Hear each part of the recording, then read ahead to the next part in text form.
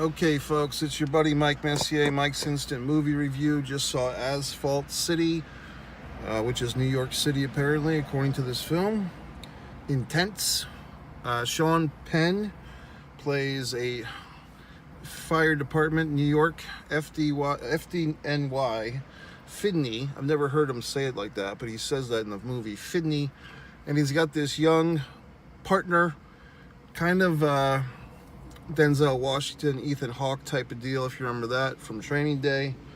This is somewhat in that ballpark. Penn with a much more understated performance, as one might say. Should you go see it? Should you go not? I think it's a movie worth seeing. It's a drama. However, if you've got a sensitive belly or a sensitive constitution, this is not a horror film, but there's plenty of blood and guts, so take precaution. However, I enjoyed it. So let's talk about it.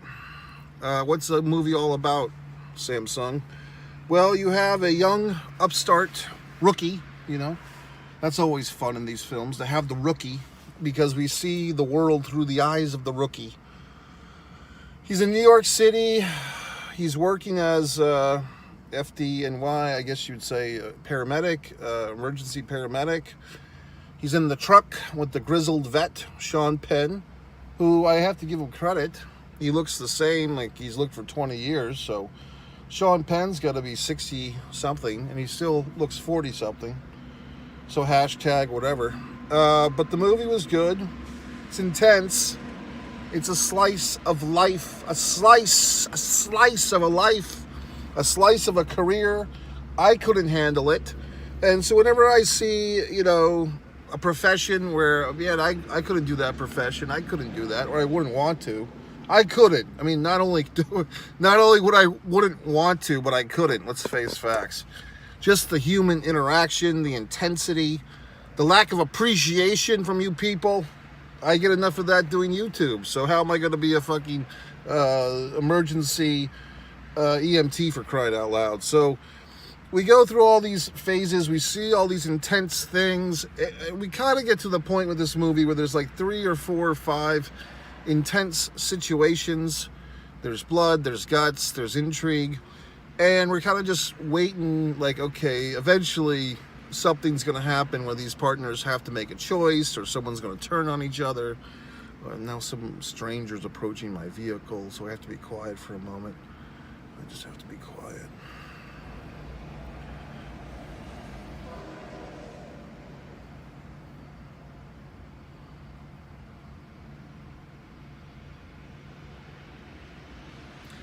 So we have to just wait. We know that something's going to happen. Like, we can't just have all these interactions with the good people of New York City. Dare I say the gangbangers, dare I say the drug addicts. We can't just help all these assholes with nothing getting in between me and my partner, right? Something's got to happen to cause a moral divide. I was waiting for it. I had to facilitate, but I made myself, I didn't want to miss the dramatic moment, because when you see movies enough, when there's like a little escape room to go out and come back, and then you're like, I can't leave now because I know that something big's going to happen, and I timed it perfectly. Okay, so what's the crisis? Spoiler. Basically, they get a call. Some lady's been pregnant. They go to the door is locked. Some witness heard screaming.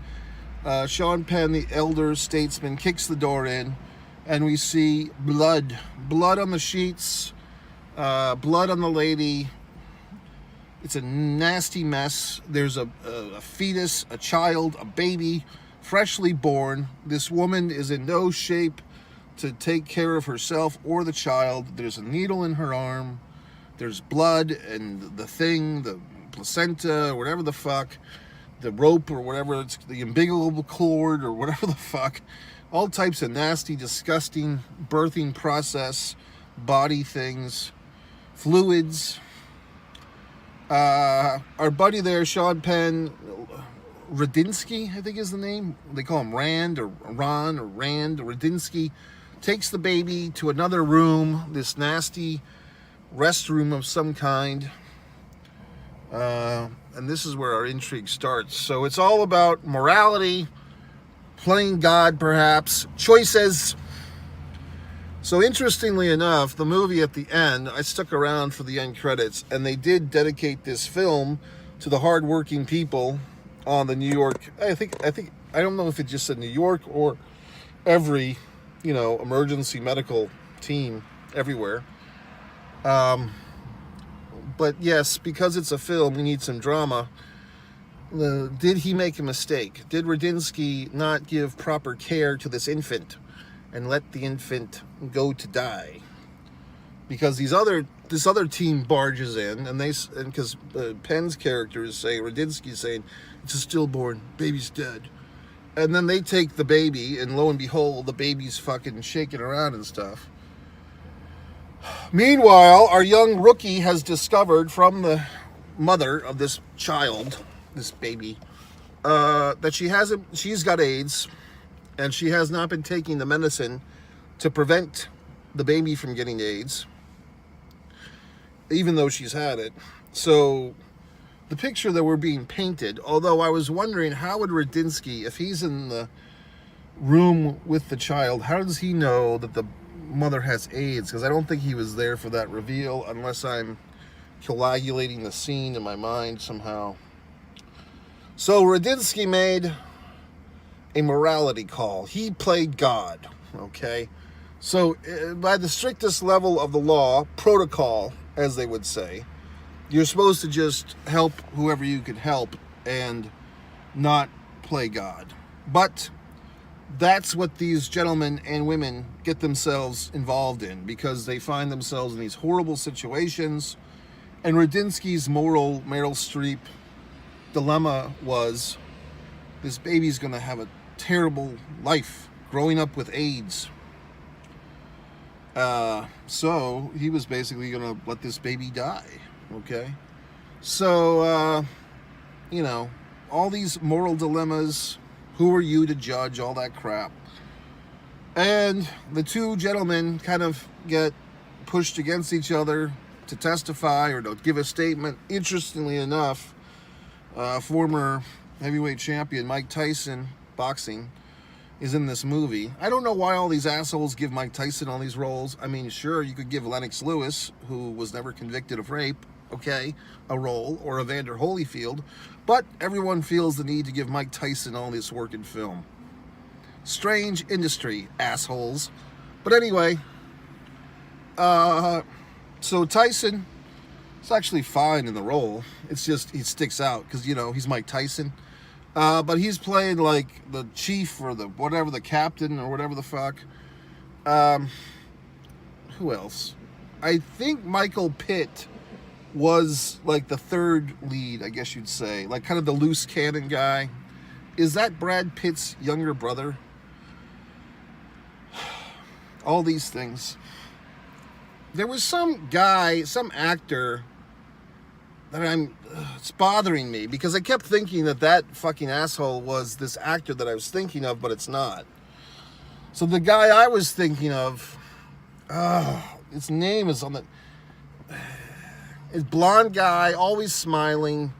I want to say Jay something. I'm trying to think, was he in the Kevin Smith movies? Or he seems like he's a guy that was around in the 80s and 90s and always smiling and like played a jock or whatever the fuck. I don't know who I'm thinking of. Not Michael C. Hall or Michael Anthony Hall. Not him. Just some other asshole. Some blonde fuck. Always smiling in a movie. And always kind of like the flippant good guy or like the asshole bad guy. I can't think of who the fuck I'm thinking of. I could see his fucking smiling face in my mind's eye, but I can't think of a movie that he was in that I can express to you that would help me remember this fuck. For Christ's sakes. Anyway, not Jay Moore. Why were you thinking Jay Moore? Maybe it was Jay Moore. Anyway, good movie, intense. Like I said, once you see this movie, you're not going to want to see another movie right after. It has to settle, it has to simmer in the stew that is your mind. And like I said, when the movie started, I mean, I was having a little bit of Training Day flashbacks, and I felt like there was another movie that kind of was like this. Like, this is not the most unique movie. You're thrown into the grittiness of New York City. Gritty. And I think that New York City is really an interesting place. It's not a place that I particularly care to be, no offense to all my Mike Messier fans in New York City. It's just a little too intense for me. It's too much on 12, okay? I need like 6. It's just too intense. There's too many people, for Christ's sakes. I mean, look at all the lack of people where I am right now. You never get this in New York City. There's always some asshole doing some bullshit in New York City. How about that for a state motto or a city motto? I don't think I like cities that are named after the state they're in. I don't think I like that. Oh, New York City, New York. Okay. A little presumptuous. If you've ever met people from New York City, they always say shit like this. Oh, I'm from the city. Which city, asshole? Oh, there's only one city in their fucking mind. Because once you're in New York City, oh, now you're in the city. Oh, Poughkeepsie, Los Angeles, Chicago, those aren't the cities. New York City is the city. Oh, well, fine fucking how do you do? So I don't care for New York City people who think that their precious little city is the only city in the world. It might be the city that smells like rat piss, okay? But it's not the only city in the goddamn world. I don't know. It might be the city where you can play human chess with the homeless people, but it's not the only city in the world, okay? So anyway, not a big fan of New York City. I've had some good experiences there. I saw Eric Bogosian, one-man show. I saw the movie Kids in New York City. I saw a Yankees baseball game that they lost. I saw at the new stadium, MetLife, I suppose. I've seen all types of things in New York City, but like once a fucking again, it's an intense place, and I don't need that intensity in my life, okay? I mean, driving through, God. I mean, I'll drive through it. I mean, the best thing about driving through it is eventually you get to leave. You know what I mean? Not that I feel bad for the people, but I know a lot of people who love it. You know, I've always wanted to live in New York City. Okay, here you fucking go. You know, doesn't do it for me, folks. Just being honest. But Asphalt City, I mean, at the same time, it is a cinematic place, because the fuckers like me who live in other cities, not the city, we get to watch the movies and say, God, I'm glad I don't live there. If you ever saw La La Land, 7 or 8 or 9 years ago with Emma, what's her face, Emma Smith, or Emma this, Emma that, the opening scene of the people stuck in traffic and they're all singing about it, that's kind of where LA is at now. So I like LA. If I had to choose, if I had my Statue of Liberty with the fucking whatever the fuck, the weights or whatever the fuck, the Lady of Justice or the blind Lady of Choice or whatever the fuck she is, I would choose LA, okay? However, what I do kind of like about New York City is the sports fans. I like the sports talk radio. I like the anger. I like the slice of pizzas. I like the occasional pretzel. I like the vendors. So there are things in New York City that I like. I do respect the hustle to an extent. I just feel like it's just New York City is too much of New York City. It needs to be scaled back a tinge. Just turn the knob down a little bit, okay? Dick Clark's rocking New Year's Eve. Things from Madison Square Garden. Mark Messier, New York Rangers, welcome, okay? Messier, strong. So I don't hate New York City. I just wouldn't want to live there, okay? Anyway, folks, it's your buddy Mike Messier, Asphalt City. I give it, out of, shit. I might give it 3 3/4 of a star out of 5. I really did think it, I think this movie is about as well made as you can make this movie. It's just how much can you handle. Go to MikeMessier.com, scroll to the bottom. You can stand me on social. You can buy one of my books. That might be nice of you. Instead of just telling me it's how great I write books, actually buy one. Or buy some of my art, or do something else. Mike Messier.